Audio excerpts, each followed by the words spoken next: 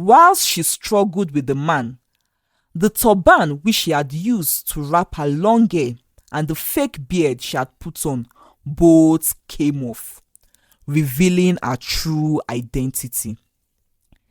The warriors from her own side were there struck with shock. How was the princess in the battlefield with them? They dashed towards Princess Habibah and tried to save her, but immediately the enemy warrior, realizing that she was someone important, elder, put a sword to her neck and threatened to kill her if they came closer, making the warriors from her own side confused and not able to go further. And so, Princess Habibah was captured and taken away.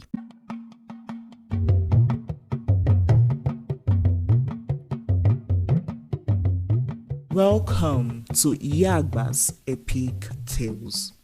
The title of today's story is Princess Habibah and the Evil Man MUSTAPHA.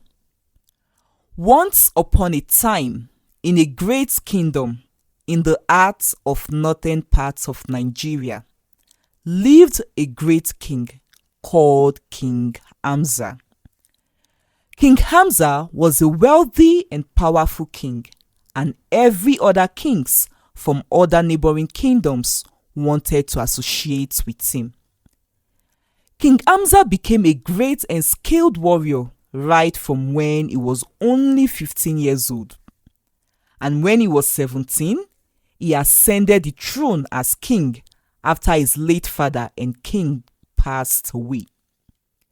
He trained many mighty warriors and led them in battles against foreign invaders, which had succeeded in invading and capturing other kingdoms in the past.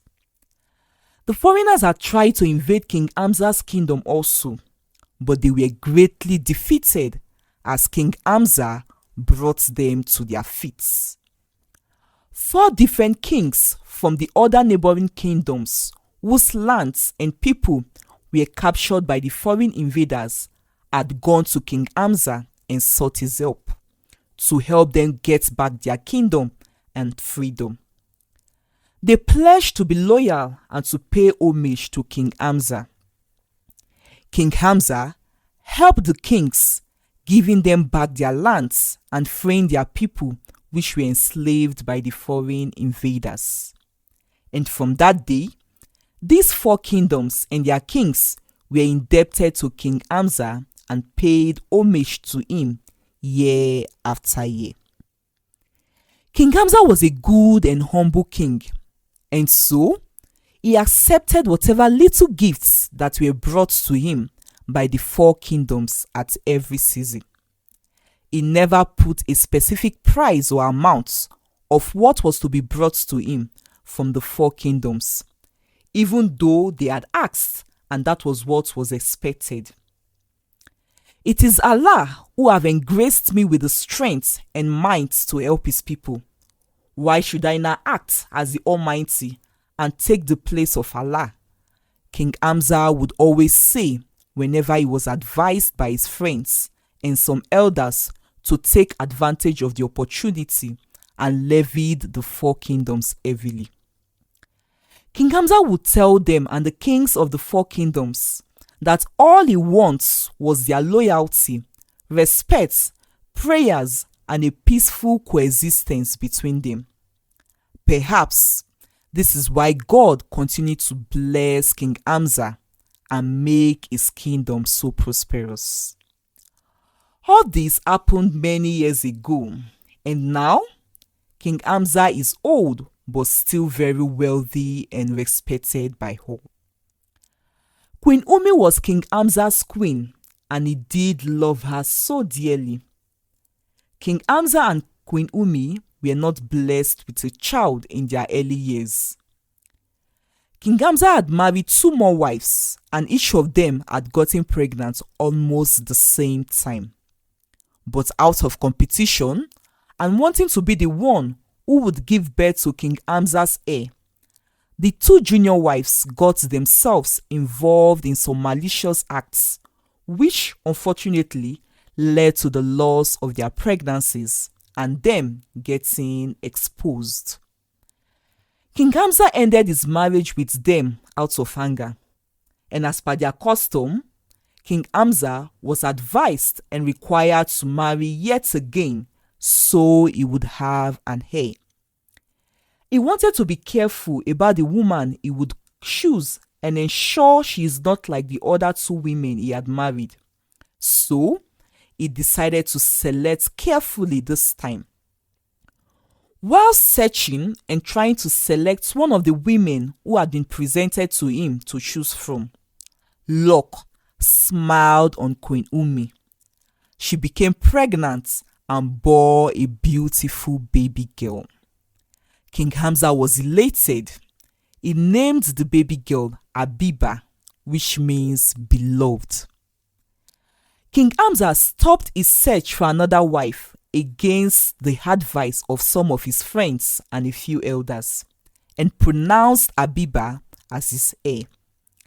King Hamzah showered Princess Habibah with much love, and as she grew, he also trained her to become a skillful fighter, just as he is.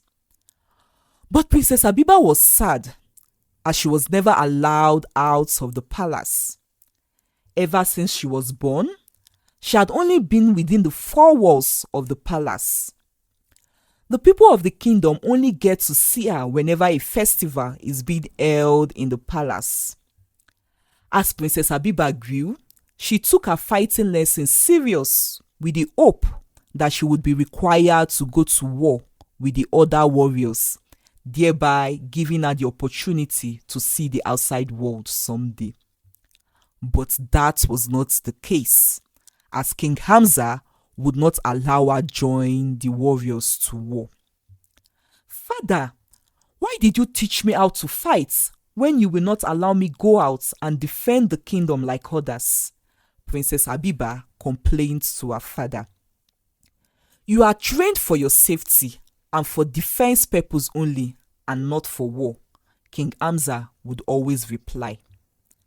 "Safety from whom and from what when I don't even go out?" Princess Habibah reasoned.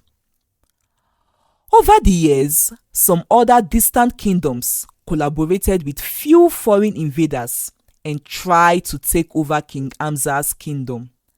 They were jealous of his fame, the respect, his wealth, and his power.